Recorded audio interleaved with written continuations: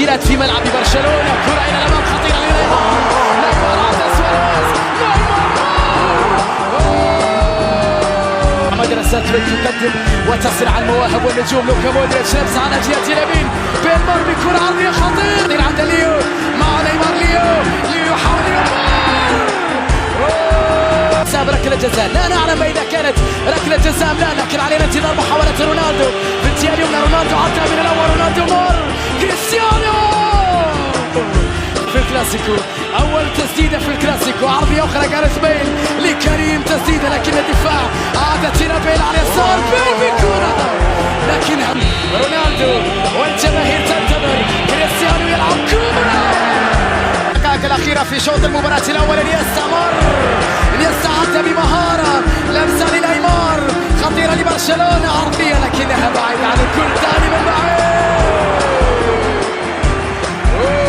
يحاول تمريرة في الجهة اليمنى. كارفاخال عرضية خطيرة لكن الدفاع تدخل مرة أخرى. عرضية عند كريم.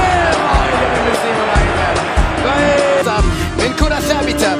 ميسي على تنفيذها. ميسي يلعبها لكنها بعيدة عن مرمى كيلور نافاس. نيمار مضغوط عليه. كرة في اللعب. ميسي عنده مساحة. ميسي مر للوزيتو. سواريز ليو يلعبها.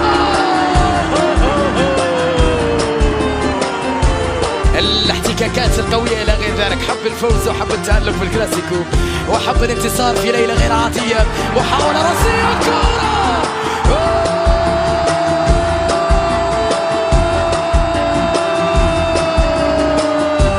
كرة مارسيلو سريعا لمصلحة ريال مدريد. مارسيلو في اختراق الدفاع. مارسيلو مر يلعبها على اليمين. توني وعرضية خطيرة.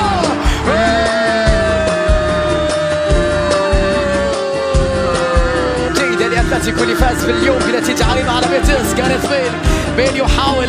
بيل إلى كريم مع رونالدو. تمريرة لبيل بالكرة. جماهير في شباك برشلونة. هذه العرضية بين غير متسلل. هذه الراسية ربما اعتبر أنه فيها دفع. لا أعتقد أنه هنالك تسلل في اللقطة الماضية. جدا للريال. مارسيلو الكرة لكريستيانو. رونالدو يلعب كرة. حكم يخرج انذار على راموس. سيرخيو انذار هذه المرة. نعم راموس.